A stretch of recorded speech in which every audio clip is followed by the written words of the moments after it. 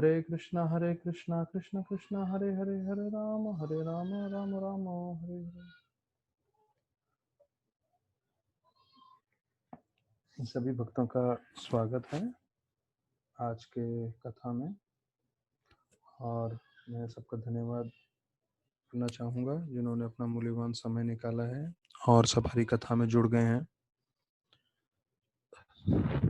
तो आज प्रमुख रूप से जो है सीता माता का आविर्भाव दिन है, और बताया जाता है जानवा माता का भी आज दिन है, और मधु पंडित का भी जो है हमारे एक जो आचार्य हैं उनका भी दिन है। तो तीन लोगों का आज के बारे में वर्णन किया जाता है।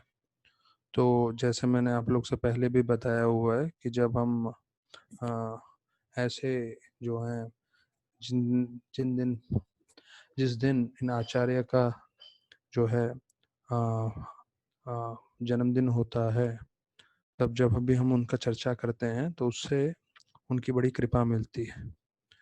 तो जानवा माता जी का जो है वो तो नित्यानंद प्रभु की भारियां हैं, और बताया जाता है कि उनका पूरा एक कथा है लंबा सा। पर बताता है जानवा माता जब पहला गौर पूर्णिम कार्यक्रम हुआ था, तो पहले गौर पूर्णिम कार्यक्रम में जो सबसे वरिष्ठ वैष्णव थे वो थी जानवा माता।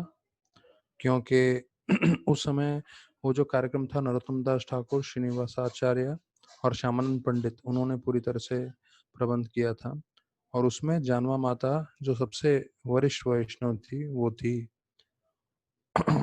और बतलाते हैं कि जब वहाँ पे कीर्तन हुआ था तो उसमें पंचतत्व जो पहला गौर पूर्णिम कार्यक्रम हुआ था खेतुरी में, उसमें साक्षात पंचतत्व जो पृथ्वी पे लीला समाप्त करके जा चुके थे वो लोग जो हैं प्रकट हुए थे।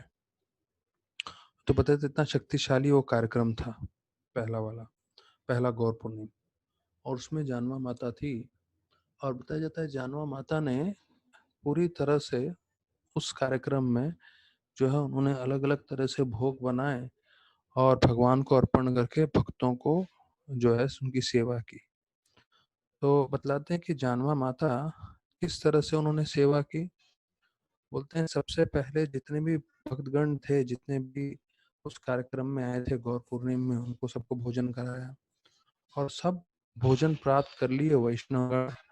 उसके बाद जितने भी भक्तों ने रसोई में मदद किया था अर्थात खाना बनाने में, उनको बिठाया और सारे भक्तों को उन्हें प्रसाद कराया। और फिर जब सबने ले लिया था उसके बाद जानवा माता ने अंतिम में प्रसाद लिया। तो देखिए जो वरिष्ठ वैष्णव होते हैं, जो वरिष्ठ भक्त होते हैं, लीला जो मुझे बहुत प्रिय है और मैं कई बार बताया हूँ, तो बस वो एक लीला करके हम चर्चा करके सीधा हम भागवतम पे आ जाएंगे 16वें अध्याय पे। तो बताया जाता है कि सीता माता और जब हनुमान मिलते हैं सीता माता से, तो वो एक अशोक वाटिका का वर्णन तो आता ही है, और उसके साथ एक बार जो है माता सीता बोलती है राम जी को कि आप ये क्या कर रहे हैं, इतने सारे दानवों को मार रहे हैं, तो आप कृपा करके उनको क्षमा करें, उनको अपने इतने अस्त्र शस्त्रों से ना मारें। तो राम भगवान बोलते हैं कि ठीक है, मैं अस्त्र शस्त्रों से नहीं मारूंगा इन दानवों को। तो क्योंकि सीता माता है, मतलब भगवान की अंतरंग शक्ति है, तो उनको तो जो है सारे जीवों पे कृपा थी ही थी। तो उन्होंने देखा राक्षसों का इतना वध हो रहा है, भगवान तीर से मार रहे हैं, भले ही भगवान ने जो है राम भगवान ने रावण को मारा था, उससे पहले इतने सारे दानवों को मारा था। हाँ, तो ये देख के सीता माता बोलती हैं कि आप उनको नहीं मारें। तो राम भगवान बोलते हैं मैं अस्त्र शस्त्रों से नहीं मारूंगा। और फिर जब कृष्ण की लीला होती है तो जितने भी दानव आक्रमण करते हैं तो उसको कृष्ण भगवान वापस से मार देते हैं। लेकिन वृंदावन में जितने भी दानवों का अंत होता है तो भगवान अस्त्र शस्त्र नहीं इस्तेमाल करते। तो सीता माता बोलती है आप राधा रानी बोलते हैं कि मैं जब सीता के रूप में थी तब आपने वचन दिया था कि आप दानवों को नहीं मारेंगे, और यहाँ कृष्ण की लीला में फिर दानवों को मार रहे हैं आप। तो उन्होंने बोला था, तो कृष्ण भगवान बोलते हैं आप ध्यान से याद करिए, मैंने ये नहीं बोला था मैं दानवों को नहीं मारूंगा, मैंने ये बोला था मैं अस्त्र शस्त्रों का प्रयोग नहीं करूंगा। तो कृष्ण भगवान बोलते देखो पूतना को देखो, बकासुर, अघासुर, धेनुकासुर, किसी को भी हमने अस्त्र शस्त्र का प्रयोग नहीं किया, सिर्फ हाथ से मारा। तो वही सीता माता समझ जाती हैं जो राधा रानी के रूप में थे कि जब तक मैं इनके अंदर प्रवेश नहीं करूंगी, अपना रूप और अपना मन के स्वरूप में मैं नहीं आऊंगी इनके साथ, तब तक ये ऐसे ही दानवों का अंत करते रहेंगे। तो बताया जाता है कि द्वापर युग के बाद जो है भगवान चैतन्य महाप्रभु आए, तो राधा रानी भी उनके साथ आई, और एक तरह से कह सकते सीता माता भी साथ में आई। और सीता माता का जो इच्छा था कि दानवों का अंत न हो, तो वो कलयुग में सिद्ध हुआ। तो भगवान ने अस्त्र शस्त्र का प्रयोग नहीं किया, भगवान ने सबका उद्धार किया हरि नाम से, जगह मधाई से लेके सारे पापियों का। तब जाके राधा रानी सीता माता प्रसन्न हुई। तो सीता माता का एक हमेशा मन में रहता है कि सारे जीवों का उद्धार हो, और उद्धार कैसे हो, वो होगा हरि नाम के द्वारा, हरि भक्ति के द्वारा। तो सीता और हनुमान जी में चर्चा होती है, राम जी ने रावण का अंत कर दिया था, और राम जी हनुमान जी को भेजते हैं और बोलते हैं आप ये संदेश जाके दें कि आज जो है रावण का अंत हो गया और राम जी आपको लेने आ रहे हैं। तो 1 साल से सीता माता को जो है अशोक वाटिका में रखा गया था। तो इसके वर्णन में जो श्री संप्रदाय के आचार्य हैं वो बोलते हैं, भले ही राम की भार्या हो, भले ही वो लक्ष्मी जी स्वयं हो, अर्थात सीता देवी, क्योंकि उन्होंने जो है अपराध किया लक्ष्मण का। लक्ष्मण को ये बोलते हैं कि आप जंगल में आए हो, क्योंकि जब मारीच को जब तीर लगता है तो मारीच क्या करता है, राम जी के आवाज से हे सीते हे लक्ष्मण बोल के वहां मरता है। तो सीता माता को लगता है कि राम को कोई खतरा है जीवन को, इसलिए वो मुझे और लक्ष्मण को बुला रहे हैं। पर लक्ष्मण को मालूम चल जाता है कि ये तो जो राक्षस है उसका चाल है, मारीच का चाल है ये, राम पूर्ण पुरुषोत्तम भगवान है, उनको कुछ नहीं हो सकता।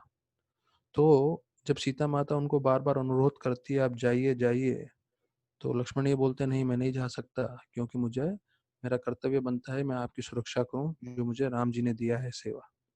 और तब जो है सीता माता अपशब्द बोलती है लक्ष्मण को, और बोलती है कि मुझे मालूम है तुम क्यों आए हो, तुम्हारा एक ही उद्देश्य था कि जब राम नहीं हो और ऐसे विकट परिस्थिति में हो कि तुम मेरा भोग कर सको। जबकि लक्ष्मण इतने मर्यादा पुरुषोत्तम थे राम के जैसे, उन्होंने कभी भी जो है सीता माता को चरणों से ऊपर देखा ही नहीं। पूरे जीवन काल में उन्होंने सीता माता को चरणों से ऊपर नहीं देखा। और पूरा 12 साल जब वो वन में थे, पूरे 12 साल सोए भी नहीं रात को। इतना सेवा करने के बाद उनपे ये आरोप लगा कि उनके नियत में खोट है। तो श्री संप्रदाय के आचार्य बतलाते हैं कि कैसे सीता माता ने ये वैष्णव अपराध किया था। तो वैष्णव अपराध के फलस्वरूप में उनको जो है ब्राह्म से अलग होना पड़ा, भगवान से अलग होना पड़ा, और 1 साल तक उनको राक्षसों के बीच में जाके रहना पड़ा। तो ये बहुत जरूरी है हम लोग को जानना और सीखना कि अगर हम वैष्णव अपराध करेंगे तो उसका फल स्वरूप हम भक्तों से दूर हो जाएंगे और अभक्तों के बीच में जाके रहना पड़ेगा, और वो सब कार्य करने पड़ सकते हैं। तो इसलिए जब सीता माता इससे नहीं बची तो हम लोग कोई नहीं बचेंगे।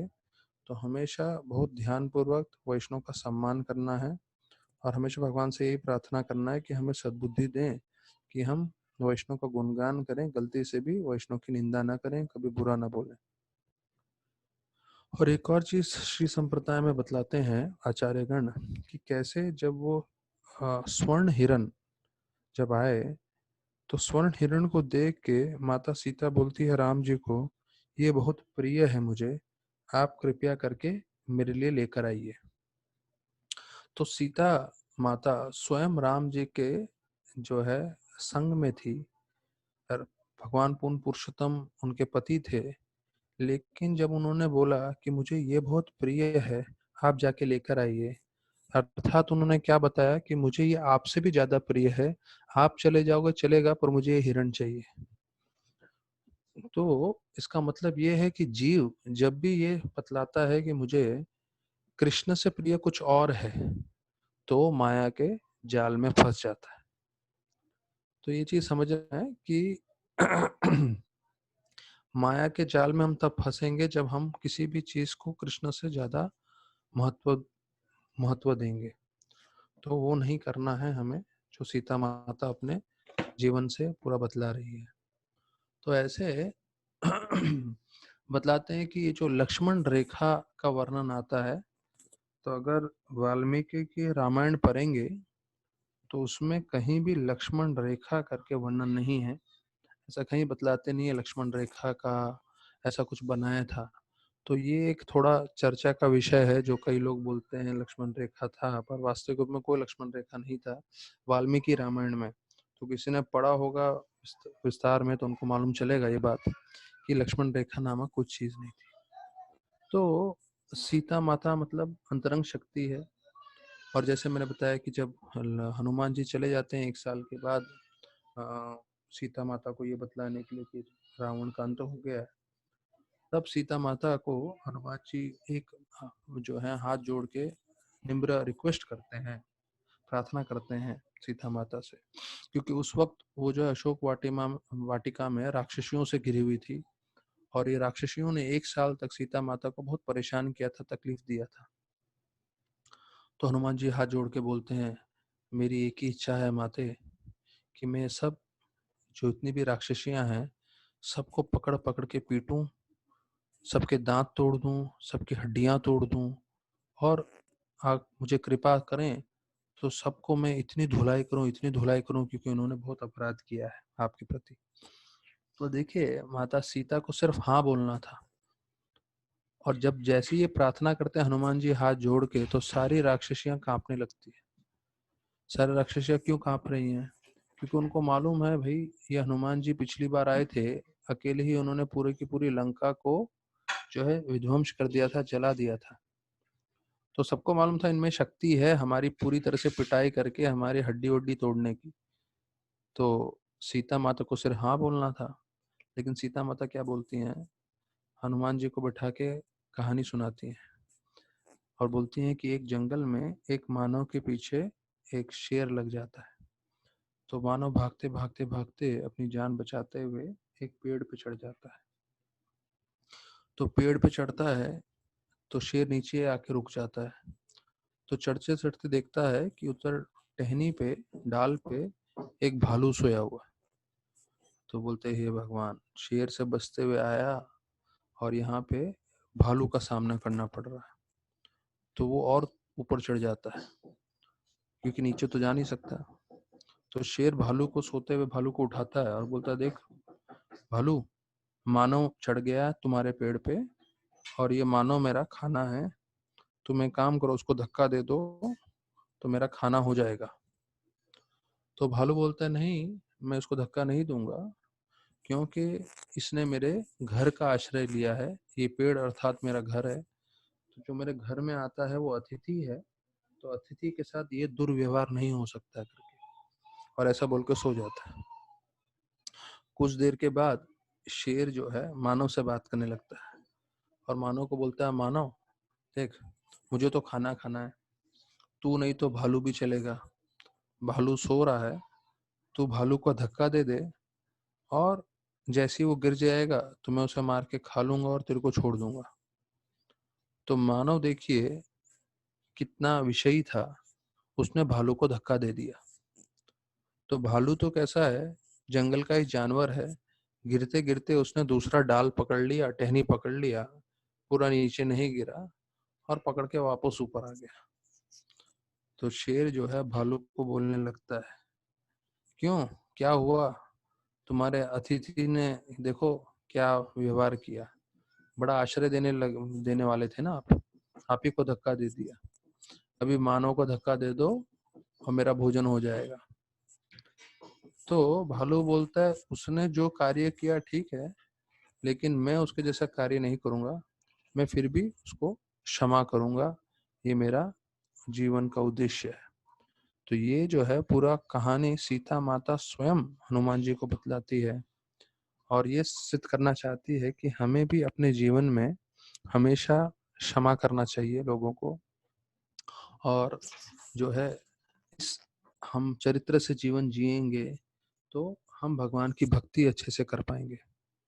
तो जैसे बोलते हैं, अंग्रेजी में कहावत है कि अगर आप लोगों को क्षमा करेंगे तो भगवान आपको क्षमा करेंगे।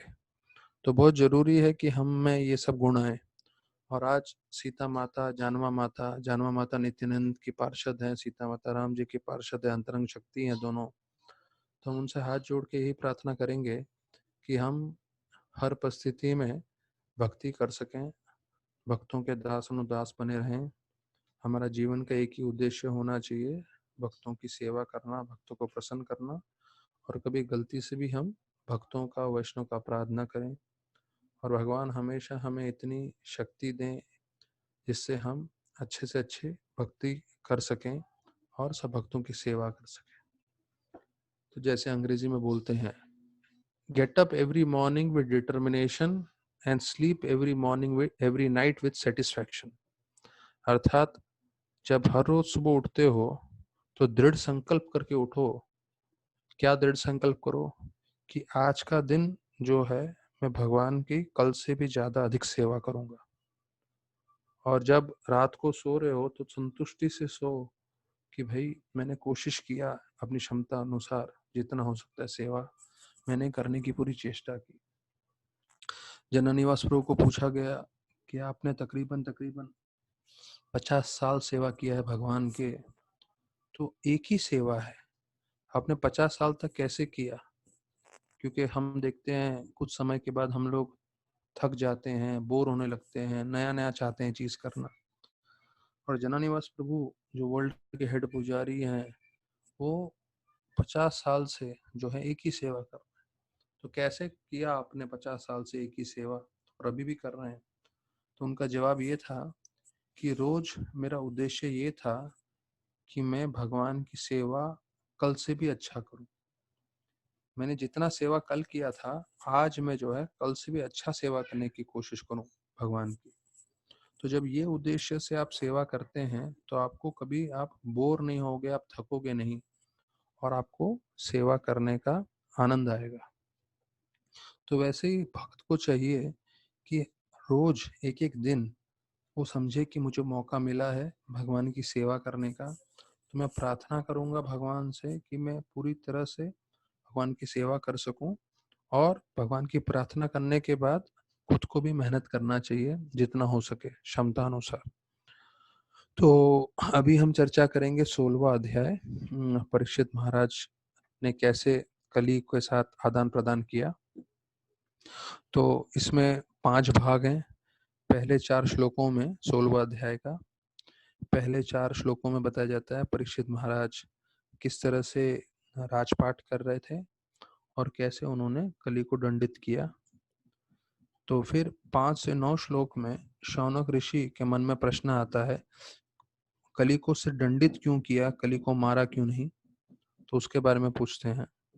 और फिर बतलाते हैं कि भगवान के भक्त जो है यम शौनक ऋषिगण और सुत गोस्वामी में चर्चा में बताते हैं कि भक्तगण जो है कैसे भगवान का जो है कथा में इतने मग्न होते हैं जिससे वो यमराज जी को भी अपनी कथा में बुला लेते हैं।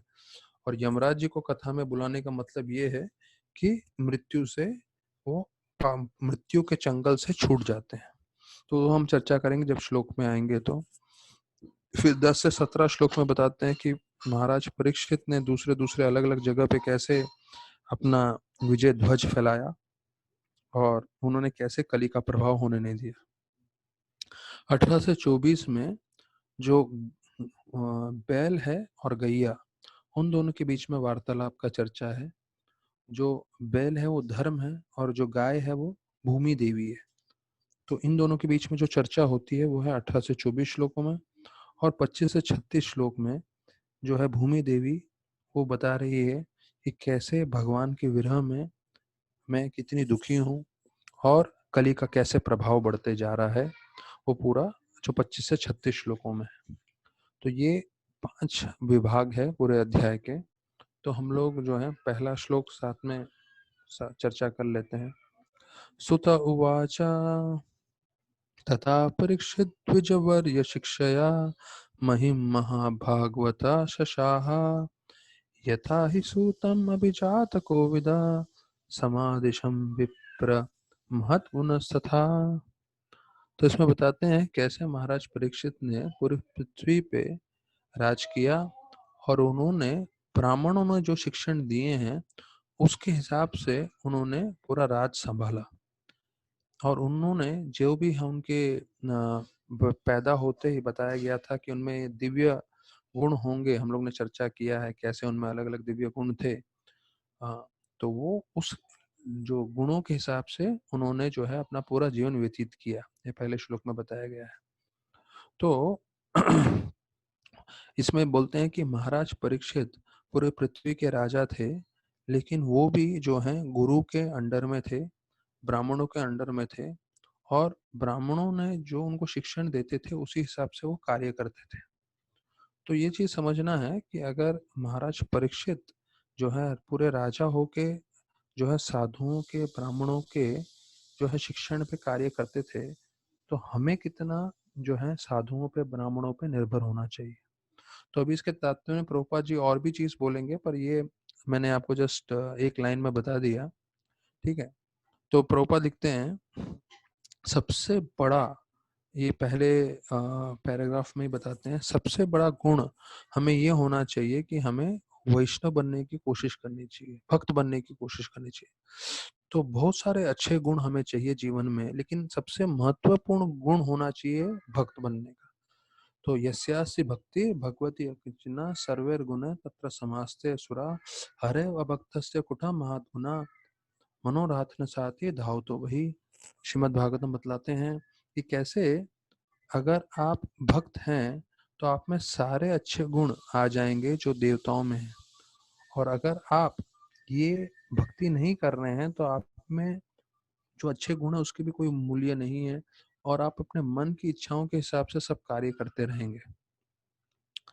फिर बोलते हैं कि कैसे जब महाराज परीक्षित ने ब्राह्मणों को और साधुओं को जो उनके आज्ञा के हिसाब से जब राज्य कर रहे थे, तो हर बार नए नए नियम बनाने की जरूरत नहीं बनती थी। क्यों? क्योंकि पहले ही मनु संहिता में और ये सब नियम बताए हुए हैं कैसे जो है राज करना है, क्या क्या नियम पालन करना है। तो प्रोपा लिखते हैं there was no need for impractical fools to enact daily a new legislative bill and to conveniently alter it again and again to serve some purpose। अर्थात जब आप भगवान के नियम पालन नहीं करते हो तो आपको अलग अलग अपने नियम बनाने पड़ते हैं, और जब बनाते हो नियम फिर बाद में उस नियम को आप बदलते रहते हो। तो ये सब जो है क्यों हो रहा है? क्योंकि आप भगवान के शास्त्रों का पालन नहीं कर रहे।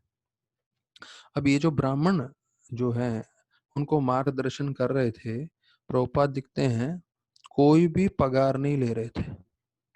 सोचिए, यहाँ तक कि बताता है चंद्रगुप्त मौर्य के साथ जो चाणक्य पंडित था, जिसकी चाणक्य नीति सब जगह फेमस है, तो ये जो चाणक्य थे वो भी पगार नहीं लेते थे। तो बताया जाता है जितने भी ये ब्राह्मण थे जो महाराज परीक्षित को मार्गदर्शन कर रहे थे, वो ना पगार लेते थे ना पैसा लेते थे, और उनको ज्ञान मिलता था मुफ्त में राजा को, बिना कोई खर्चे के। प्रभुपाद लिखते हैं the state would get the best advice without expenditure. बिना खर्चे किए उनको सबसे सर्वोत्तम ज्ञान मिलता था।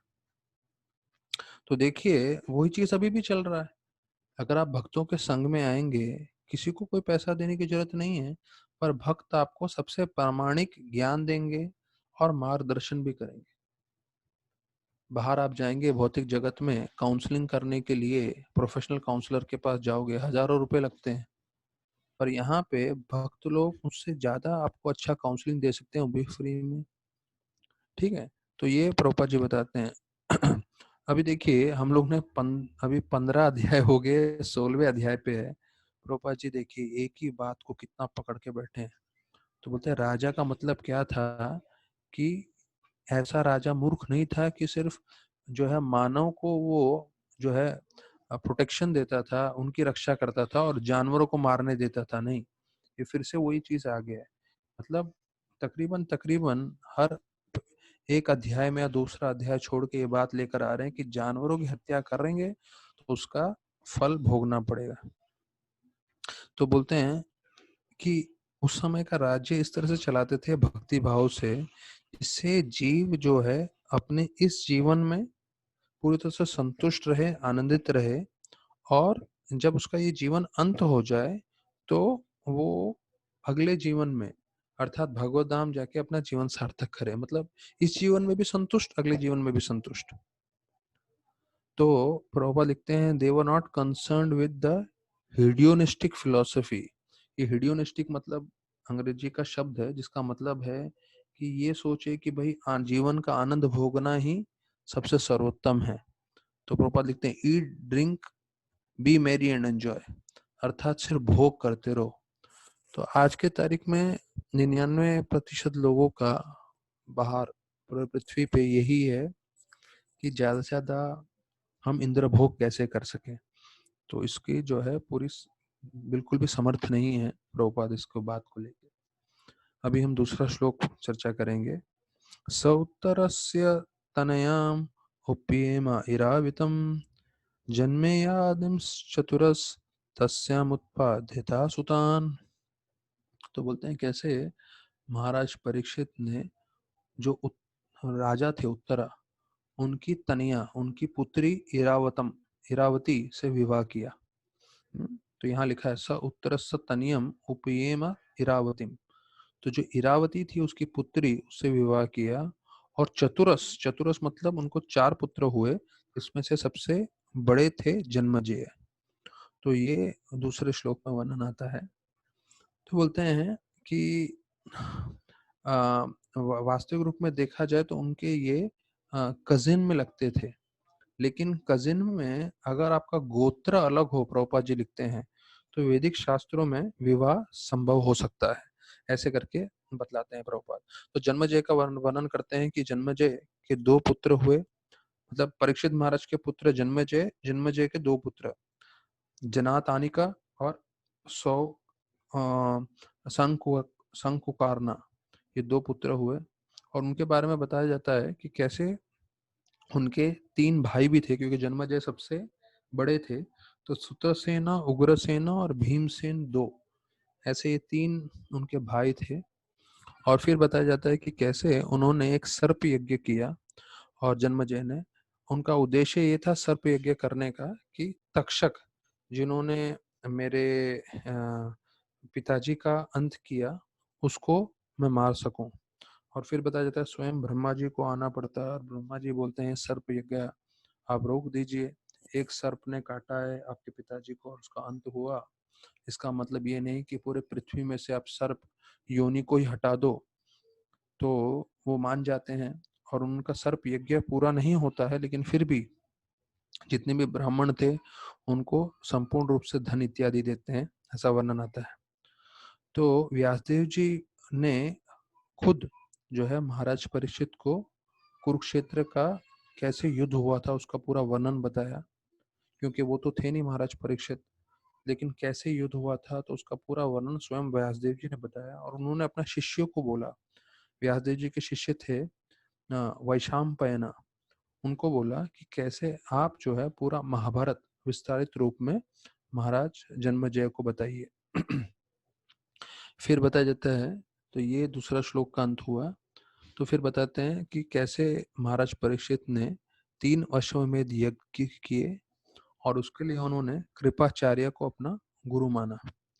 और उसके ट्रांसलेशन में बोलते हैं कि जब उन्होंने ये यज्ञ किए तो एक आम आदमी भी देवताओं को दे पा रहे थे। और उस समय देवता स्वयं आते थे पृथ्वी पे महान महान राजाओं का यज्ञ में भाग लेने के लिए। तो ये कोई अनोखी बात नहीं है।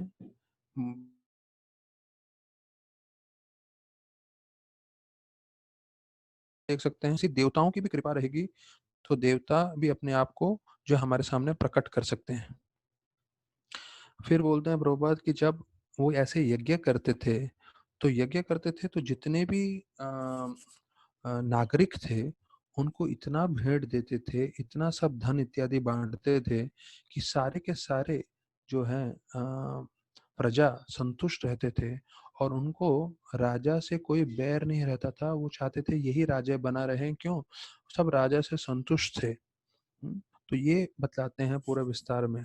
और फिर इसके अंतिम पैराग्राफ में तीसरे में बोलते हैं, देखिए महाराज परीक्षित ने कैसे गुरु स्वीकार किया। हाँ, और इसमें वर्णन आता है कि उन्होंने कृपाचार्य को स्वीकार किया।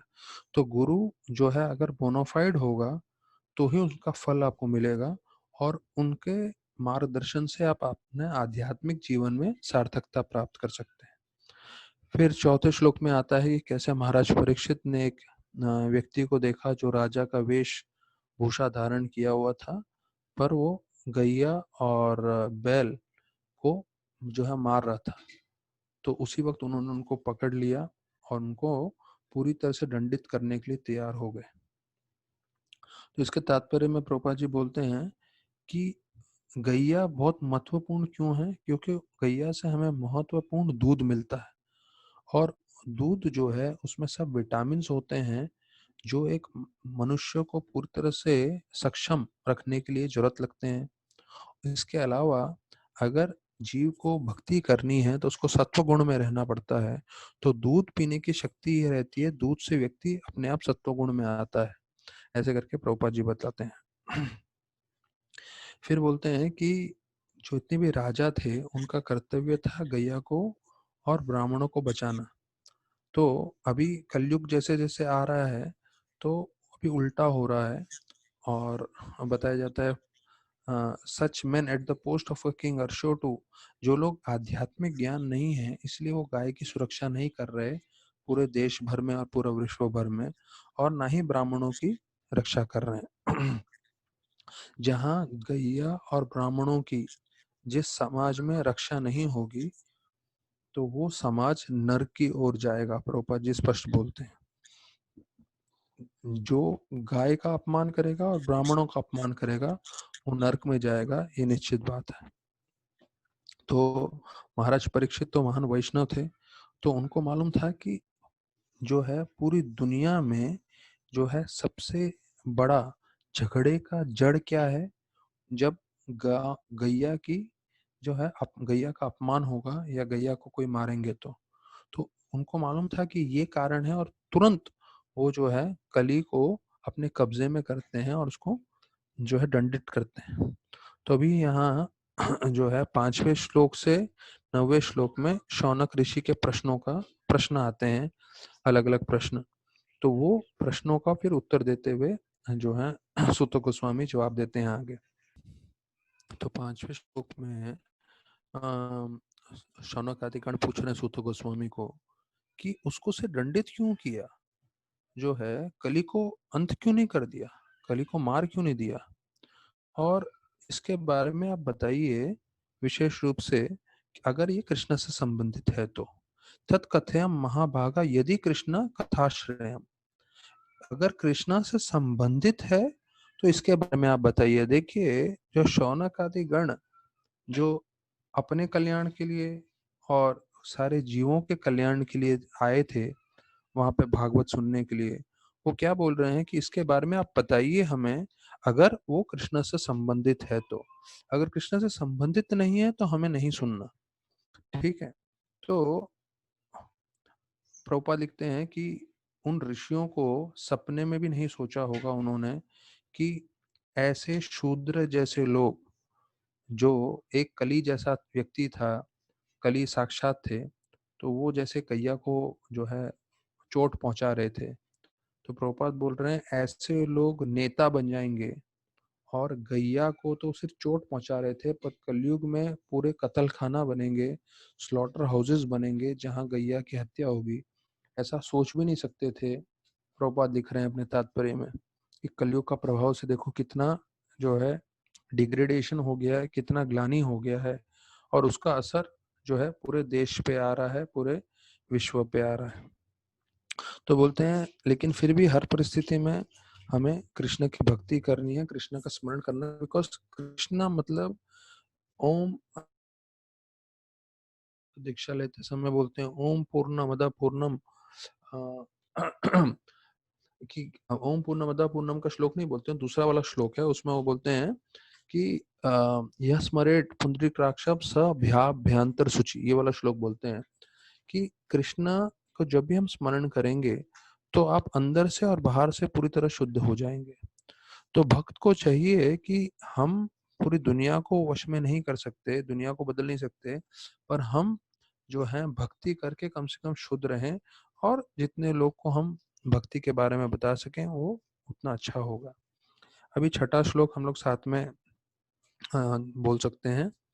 अथावस्य पदम भोजा मकरान लिहाम सताम किम अनेर असद अल्पेर आयुष यद असद व्यय। अब देखिए शौनक आदि गण इतने भक्ति में निपुण थे, वो बोल रहे हैं कि क्या फायदा ऐसे चीजों का चर्चा करने में जो सिर्फ हमारा समय ले लेगा, जो कृष्ण से संबंधित नहीं है। क्योंकि मकरांत लिहनाम सताम, मकरांत मतलब जो एक शहद होता है, भगवान के चरणों को पदम भोजम बोला गया है। पदम भोज, पदम मतलब कमल को पदम बोलते हैं। तो भगवान का चरणों को कमल क्यों बताया गया है? क्योंकि कमल जैसे खूबसूरत है, और आपको मालूम है कि कमल में शहद होता है। तो बोलते हैं भक्त जो है हमेशा वो भगवान के चरणों में संपर्क में रहते हैं, अर्थात वो शहद जो है उसको सेवन करते हुए हमेशा तृप्त रहते, संतुष्ट रहते हैं। तो फिर बोलते हैं किम अनियर असद अल्पेर, असद एक होता है सत और एक होता है असत। तो असत अल्पेर, बाकी कुछ भी हम चर्चा करें जो भगवान से संबंधित नहीं है, तो वो तो सिर्फ हमारे जो है समय व्यर्थ करने का कारण बनेगा, और उससे हमारा जो है जीवन जो है बर्बाद होगा। ऐसे करके शौनक आदि गण बोल रहे हैं। तो देखिए अधिकांश लोग जब भक्ति नहीं करते हैं तो वो भगवान के अलावा सब कुछ सुनते हैं। कई लोग होते हैं जो न्यूज चैनल सुनते रहते हैं, हाँ, और उनको बहुत आनंद आता है।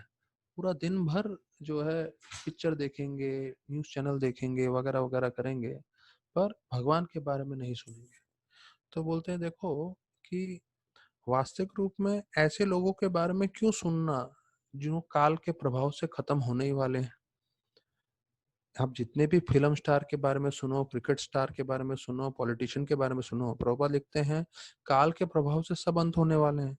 तो भले ही हमको सुन के आकर्षित होता है, अरे इसने ऐसा किया, उसने ऐसा किया, पर वास्तविक रूप में हम कृष्ण के बारे में सुनेंगे तो संतुष्ट होंगे। ये मृत जीव के बारे में सुन के हमें कोई लाभ नहीं होगा।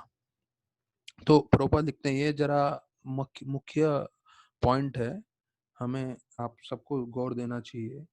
प्रभुपाद लिखते हैं any topic however pleasant is not worth hearing if it is devoid of relation with Krishna. मतलब एक कोई भी कथा भले कितना भी आनंद दे, वो नहीं सुनना चाहिए अगर वो कृष्ण से संबंधित ना हो।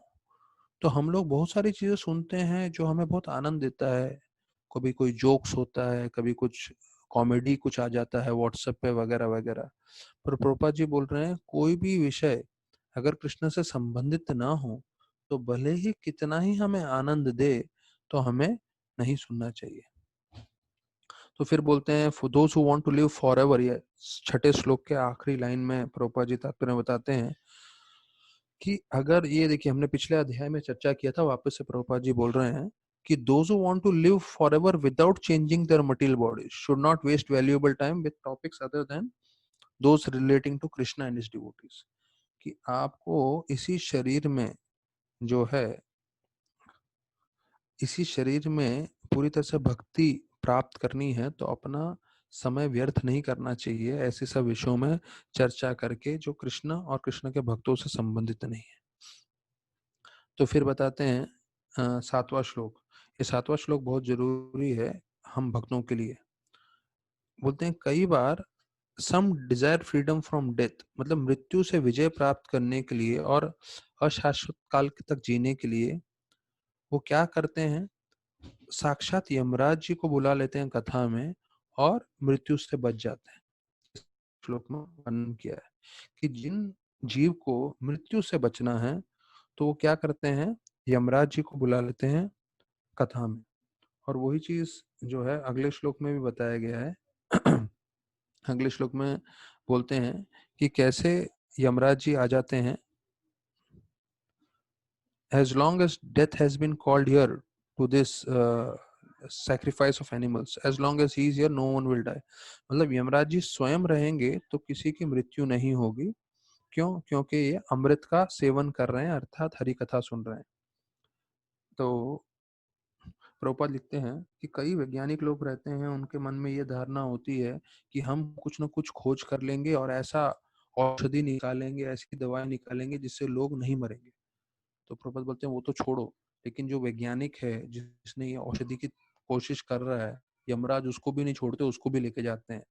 मतलब मृत्यु निश्चित ही है। फिर बोलते हैं लोग मृत्यु से बचने की कोशिश कर रहे हैं, पर वास्तविकता ये है कि जब आपका मृत्यु निश्चित हो जाता है, उसके बाद आप एक पल भर भी ज्यादा, एक fraction of a second, fraction of a moment, मतलब एक पल भी आप ज्यादा नहीं जी सकते। जो समय है निश्चित किया है आपके जाने के लिए, आपको उसी समय जाना पड़ेगा और आप कुछ नहीं कर सकते। तो बोलते हैं अगर आपको मृत्यु से बचना है तो उसके लिए हरि कथा सुननी चाहिए, क्योंकि जो भगवान की हरि कथा है उसमें इतनी शक्ति है कि यमराज भी आके हरि कथा सुनते हैं। और क्योंकि वो भी वैष्णव हैं, उनको भी भगवान के हरि कथा में, हरि नाम में बड़ा आकर्षण है। तो इसमें से बताते हैं कि कैसे मृत्यु से बच सकते हैं हम लोग जब हम हरि कथा का आश्रय ले रहे हैं। देखिए यहाँ पे वर्णन आ रहा है कि हम लोग रोज भागवतम सुन रहे हैं, भागवतम पाठ कर रहे हैं, उसका क्या फल स्वरूप है इसमें बताया बताया गया है इस श्लोक में कि हम सबको मृत्यु आने वाली है, लेकिन वो मृत्यु जो है भगवान स्वयं आएंगे और हमको लेके जाएंगे। जैसे हमने पहले प्रवचन में चर्चा किया है कि जो बिल्ली होती है उसका मुंह अपने बच्चे के लिए माँ का मुंह होता है, और वही मुंह एक चूहे के लिए मृत्यु होता है। तो वैसे मृत्यु अर्थात जो है यमराज जी जो है कर्मी लोगों के लिए आते हैं और उनको जो है पूरी तरह से दर्द से लेके जाते हैं। पर भगवान कृष्ण स्वयं आते हैं भक्तों के लिए और उनको लेके जाते हैं जब उनका अंतिम समय आता है। तो यहाँ पे बोल रहे हैं कि आपको मृत्यु से बचना है, मृत्यु से आप बच जाएंगे कब? जब आप हरि कथा करेंगे। तो ये सिर्फ तथाकथित बात नहीं है, ऐसा नहीं है कि ये सिर्फ बोल दिया है। वास्तविक रूप में जब भक्त पूरी तरह से भक्ति करने लगता है, भागवतम का श्रवण करने लगता है, तो उसकी शक्ति से वो मृत्यु के चंगुल से पूरी तरह से बच जाता है। तो यहाँ उसके ट्रांसलेशन जरा लंबा है, पर 8वां श्लोक का पर हम लोग पढ़ेंगे। As long as Yamraj who causes everyone death is present here, no one shall meet the death. तो इसका एक और मतलब ये होता है जब कोई हरि कथा में बैठा हो तो हरि कथा में किसी की मृत्यु नहीं होती है। क्यों? क्योंकि यमराज भी उस कथा में बैठे होते हैं। The great sage have invited the control of death, Yamraj, who is a representative of the Lord. Living beings who are under his grip should take advantage by hearing the deathless nectar in the form of this narration of transcendental pastimes of the Lord. अर्थात एक चीज है यहाँ पे लिख रहे हैं कि यमराज जो सबका मृत्यु का कारण बनते हैं वो भी कथा में आके बैठते हैं, तो इसलिए कथा में किसी का मृत्यु नहीं हो सकता। तो देखिए कथा कितनी शक्तिशाली है। मतलब जब हम कथा कर रहे हैं और जो लोग कथा सुन रहे हैं, तो कथा सुनते समय किसी की मृत्यु नहीं हो सकती, ऐसा वर्णन किया है। और इसका मृत्यु से विजय प्राप्त करने का तरीका क्या है? वो बोलते हैं जो ये अमृत जैसे हरि कथा है वो हमें श्रीमद् भागवतम से नित्य रूप से सुनना चाहिए। तो ये हुआ 8वां श्लोक। फिर 9वां श्लोक हम लोग साथ में चर्चा कर सकते हैं। मंडस्य मंड प्रज्ञस्य वायो मंड युस्य च वै निद्राय हरति नक्ताम दिवा दिवा च व्यर्थ कर्म भी। तो बोलते हैं मंडस्य, ये जो है मानव के लिए बताया गया है कलयुग में कि कैसे मानव जो है उनका छोटा जीवन रहेगा, उनके पास कम बुद्धि रहेगी और वो व्यर्थ में अपना जीवन व्यतीत करेंगे। रात को सोने में या संभोग करने में, और दिन में ऐसे कार्य करने में जिसका कोई मूल्य नहीं है। तो बोलते दिन भी बर्बाद करेंगे, रात भी बर्बाद करेंगे बिना भक्ति किए। तो ये 9वें श्लोक का वर्णन है। तो प्रभुपाद लिखते हैं तात्पर्य में कि हमें मानव शरीर मिला है जो सबसे महत्वपूर्ण है इस भौतिक जगत के जन्म मृत्यु के चक्कर से निकल जाने के लिए। तो हम सबको ध्यान रखना है, ये मानव योनि हमें मिला है, उसका सर्वोत्तम उद्देश्य है जन्म मृत्यु के चक्कर से बाहर निकलना। और प्रभुपाद लिखते हैं, the intelligent take care of this important gift by strenuously endeavoring to get out of this entanglement. Strenuously endeavoring, तो आपने देखा पहले भी प्रभुपाद ने बोला था, one should do rigid devotional service. rigid मतलब पूरी पूरी तरह से मेहनत करके दृढ़ता पूर्वक हमें भक्ति करना चाहिए। और यहाँ पे बोल रहे हैं the intelligent can take care of this important gift. Gift क्या है कि हम जन्म मृत्यु से चक्कर से बाहर निकल सकते हैं, और उसके लिए one has to strenuously endeavour to get out of this entanglement. मतलब खूब मेहनत करनी पड़ेगी। बिना मेहनत किए ना बाहर हमें पैसा मिलता है, बिना मेहनत किए ना हमें डिग्री मिलती है, ना नौकरी मिलती है, ना कुछ कार्य संपन्न होता है, सबको मालूम है। तो उसी प्रकार से हमें समझना चाहिए कि भक्ति कर रहे हैं तो भक्ति में ये मत सोचिए कि आराम से भक्ति करके सब आसानी से मिल जाएगा। नहीं, भक्ति करते समय हमें पूरी तरह से ये ध्यान रखना है कि हमें खूब मेहनत और परिश्रम करते हुए जो है सेवा करनी है भगवान की। मतलब आराम जो है वो संभव नहीं है।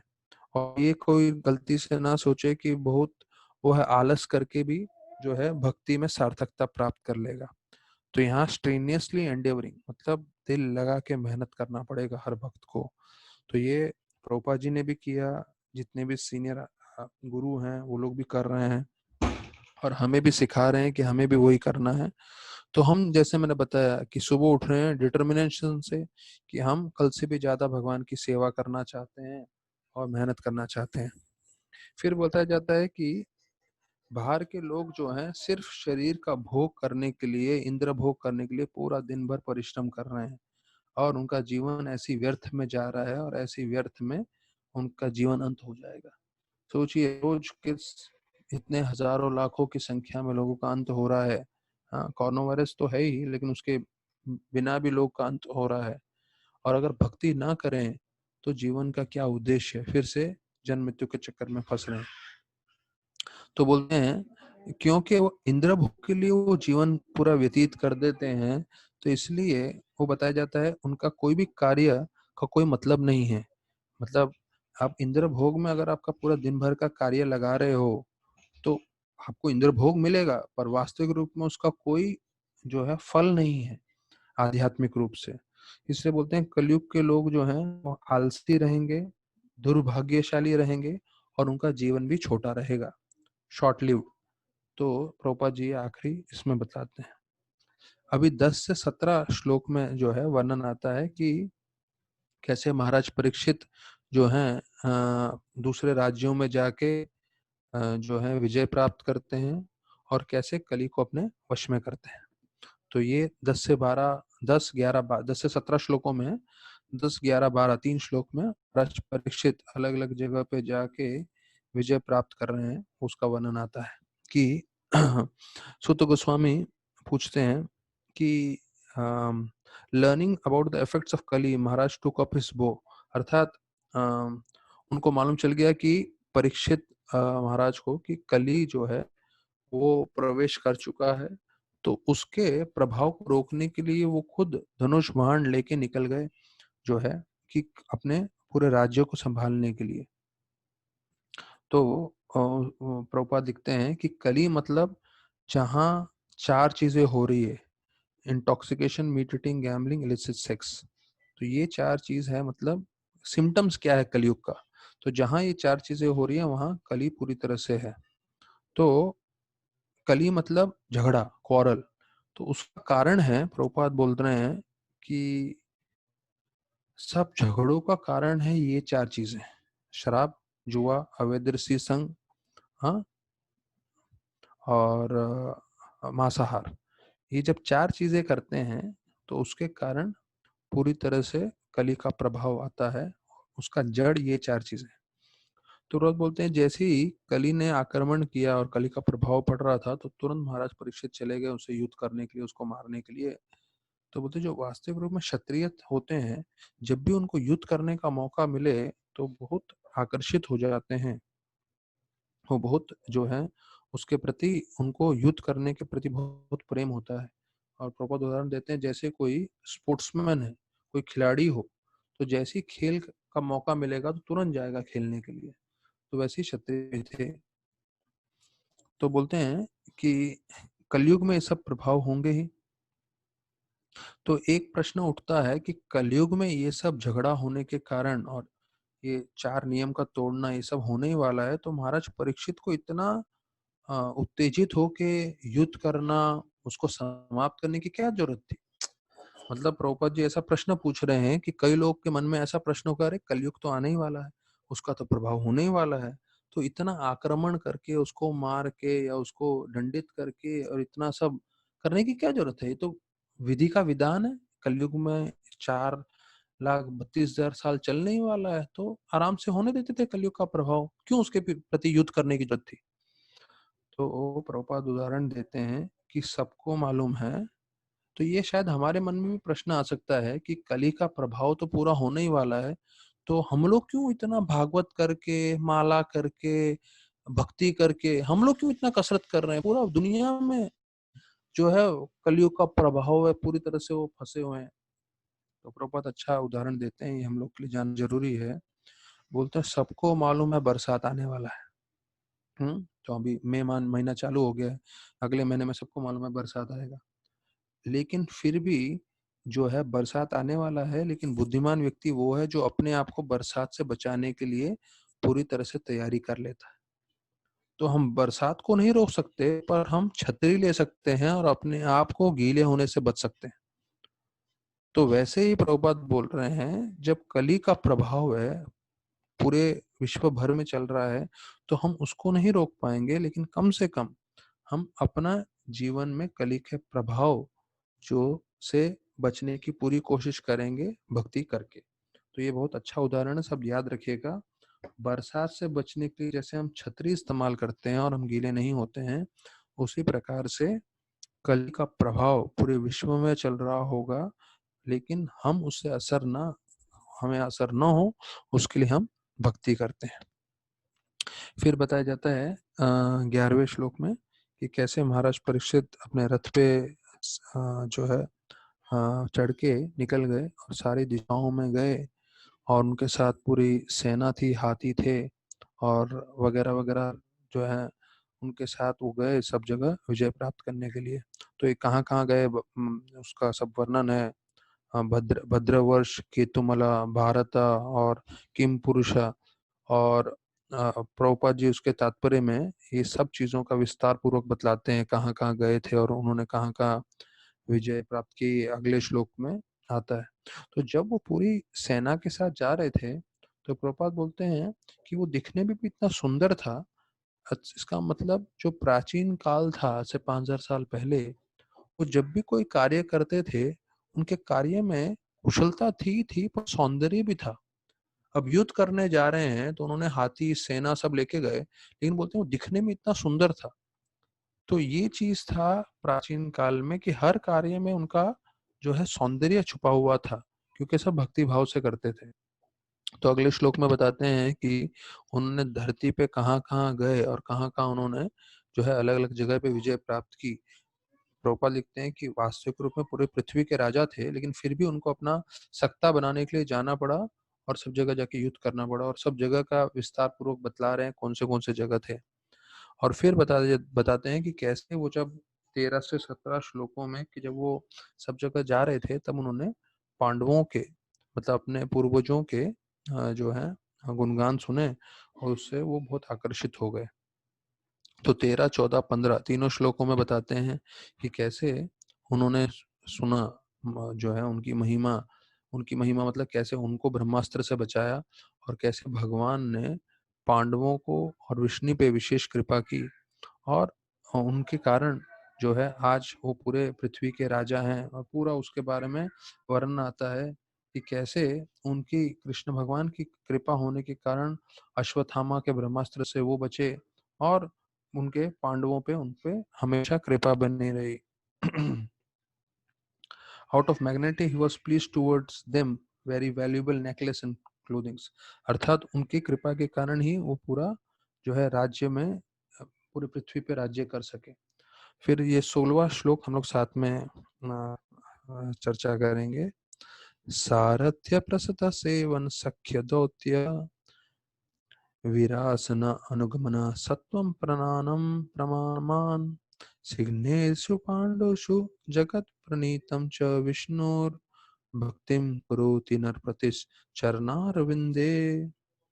तो इसमें बोलते हैं कैसे भगवान जो हैं कृष्ण, उनके लिए पांडवों के लिए अलग अलग जो है उन्होंने सेवा की।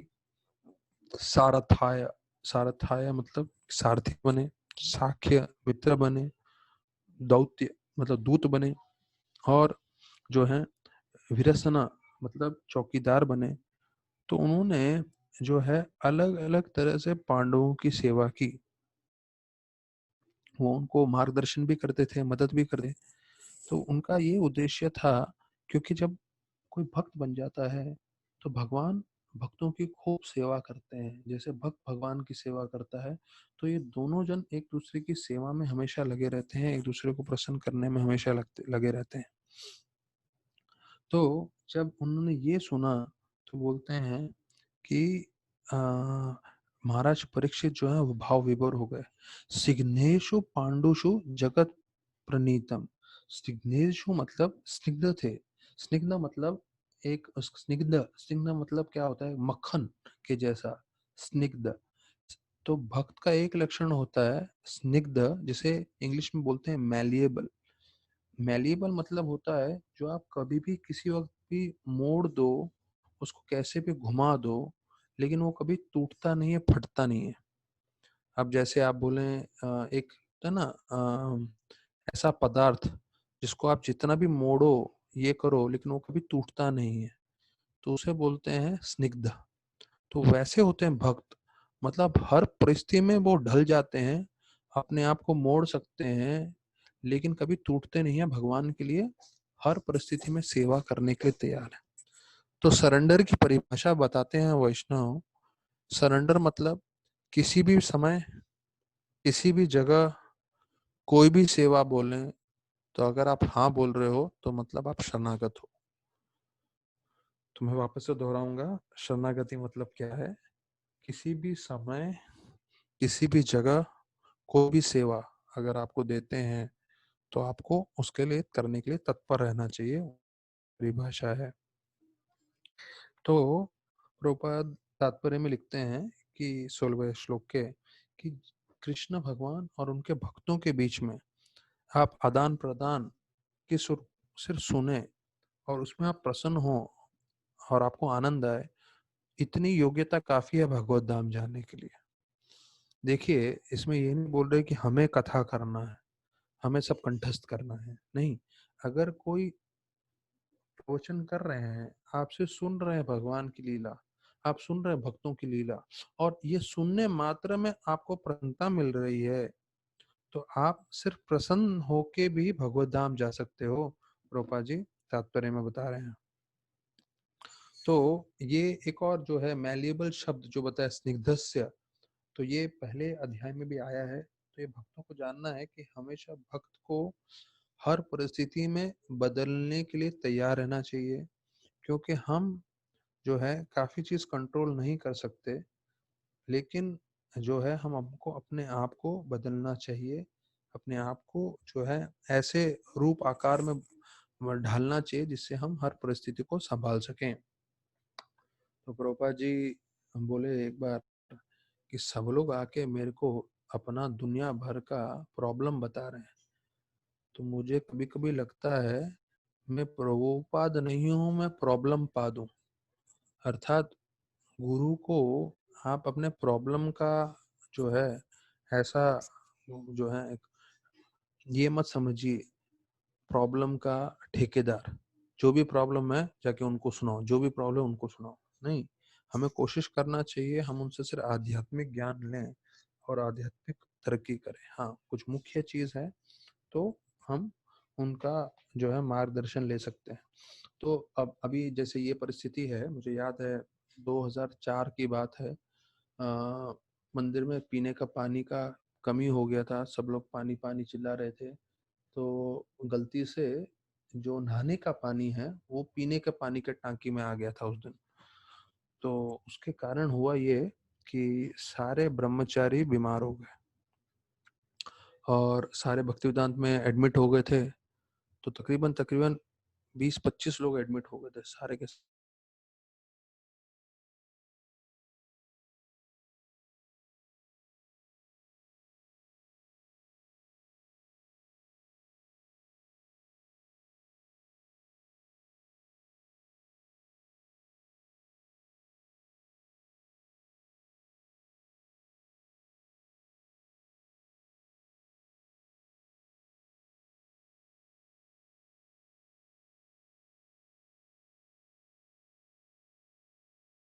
बैठे हुए हैं और कितना समय चलेगा हमें मालूम नहीं। तो अगर हमें भी आश्रय चाहिए, आश्रय मतलब जिससे हम ऐसे परिस्थिति में प्रसन्न रहें, तो हमें सबको मिलकर साथ में संकीर्तन करना चाहिए। जैसे अभी हम लोग कथा का संकीर्तन कर रहे हैं, वैसे आप लोग सब मिलके, जैसे मैंने बताया, रोज का जो है नरसिंह आरती गाएं, तुलसी आरती गाएं, शिक्षाष्टकम पढ़ें और भजन गाएं, हरे कृष्ण महामंत्र गाएं और ब्रह्म मुहूर्त में गुरु अष्टकम गाएं। तो अगर ये सब हम रोज करेंगे तो विशेष रूप से हम प्रार्थना कर रहे हैं भगवान से कि वो हम पे कृपा दें, जिससे हम इस परिस्थिति में संयम बनाए रहें, खुद भक्ति कर सकें और दूसरों को प्रोत्साहन दें भक्ति करने के लिए। तो अभी जितने लोग श्रवण कर रहे हैं तो मैं उनके ऊपर भी बहुत आभारी हूँ, क्योंकि आप लोग श्रवण कर रहे हैं इसलिए मुझे भी मौका मिल रहा है हरि कथा करने का। और देखिए, जो भी आप श्रवण कर रहे हैं तो आपको जो याद रहता है या जो लोग नोट्स निकाल रहे हैं लिख लें और वही चीज दूसरों को बताएं। देखिए, प्रचार करना बहुत मुश्किल कार्य नहीं है, बहुत आसान है, लेकिन हम करना नहीं चाहते। भौतिक चीज में और आध्यात्मिक चीज में ये फर्क है। भौतिक चीज जगत में आप जब कार्य करने जाते हो तब अगर वो कार्य संपन्न होगा तो ही आपको फल मिलेगा। मैं उदाहरण बोलता हूँ कि अगर मैं समझ लीजिए किसी कंपनी में काम कर रहा हूँ और किसी कंपनी में अगर मैं डोनेशन लेकर आता हूँ, फंड्स लेकर आता हूँ या एलआईसी का एजेंट हूँ, तो एलआईसी का मेंबर बनाता हूँ तो ही मुझे कुछ फायदा होगा, कमीशन मिलेगा ये। और अगर मैं कुछ भी मेंबर नहीं बना पाता हूँ एलआईसी का तो मुझे कुछ कमीशन नहीं मिलेगा। तो भक्ति लेकिन ऐसा नहीं है। भक्ति में अगर आप कोशिश करेंगे और कोशिश करके आपसे एक भी भक्त नहीं बनेगा, कोई बात नहीं, आपने कोशिश किया, आपको पूरी की पूरी कृपा मिलेगी भगवान की। तो किसी को भी थोड़ा बहुत बताना है भगवान के बारे में जो सुन रहे हैं। आज हमने इतना अच्छा सीता का कथा सुना, मैंने कई बार दोहराया हुआ ये सीता का कथा, कैसे हमें क्षमा करना चाहिए। हनुमान जी को सीता माता स्वयं कथा सुनाती है। तो ये कथा आप लोग लिख के रखें, ये पूरे रामायण में से है, कभी किसी को सुना दें आप, तो आप भी हरि कथा कर सकते हैं। तो हरि कथा करना मतलब कभी कभी हमें लगता है अरे हमें बहुत श्लोक आने चाहिए। नहीं, ऐसा नहीं है। किसी को भी कथा के बारे में बताना है तो आपको जो याद है अपनी क्षमता अनुसार आप जितना बोलोगे तो उनका भी कल्याण होगा, आपका भी कल्याण होगा। आप प्रभुपाद के प्रवचन सुनेंगे, बहुत ज्यादा प्रभुपाद जी श्लोक नहीं बोलते हैं। और प्रभुपाद जी तो जो है अपने बंगाली का उनका एक्सेंट था, उसमें इंग्लिश, लेकिन परिवर्तित हो गए। अगर हम शुद्धता से भक्ति करें तो उससे हमें शक्ति आएगी जिससे हम लोगों का कल्याण कर पाएंगे, लोगों को उद्धार कर पाएंगे। अभी 17वां श्लोक आता है कि वो बतला रहे हैं कि अभी श्रवण करें कैसे महाराज ने, परीक्षित ने जो है कली से जो है कली को कैसे दंडित किया। तो फिर आगे वर्णन करते हुए 18 श्लोक से 24वें श्लोक में जो है धर्म जो है धारा से प्रश्न पूछ रहे हैं। तो धर्म अर्थात कौन है? बैल, और धारा मतलब धरती देवी। मतलब बैल जो है गैया से प्रश्न पूछ रहे हैं, और बैल है वास्तविक में धर्म, और गैया है पृथ्वी। तो इन दोनों के बीच में आदान प्रदान हो रहा है, वो 18 से 24 श्लोकों में है। तो उसके पूरे 11 लक्षण बता रहे हैं कि क्यों वो दुखी है गैया।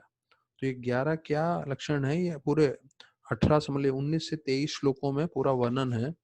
तो 11 कारणों के कारण मतलब विशेष चीजें हैं जिसके कारण गौ माता दुखी है। तो वो क्या कारण है उसके बारे में चर्चा कर रहे हैं। तो वो बोलते हैं भूमि देवी को अर्थात गैया को कि आपके आंखों में आंसू है, इसका क्या कारणवर्ष है, ये 18 श्लोक में पूछते हैं वो।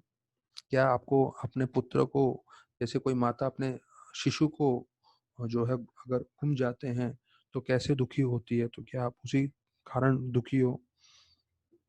तो उसमें प्रभुपाद जी तात्पर्य में फिर से बतला रहे हैं कि कैसे जो है दूध सबसे मुख्य चीज है। प्रभुपाद लिखते हैं इट्स अ मिरेकल फूड, मतलब जादू ही चीज है। तो आजकल असली दूध मिलना मुश्किल है, वो दूसरी चीज है, पर अगर आपको मिल सकता है या आपका कनेक्शन है, तो अगर आप शुद्ध गाय का दूध किसी को चाहिए, तो मेरे को भी ये कनेक्शन मालूम है, मैं तुलसी विलास जी को नंबर दे दूंगा। वो बोरीवली से बैंड्रा तक के रेंज में देते हैं वेस्टर्न साइड में। तो जिसको नंबर चाहिए वो कम कांटेक्ट कर सकते हैं।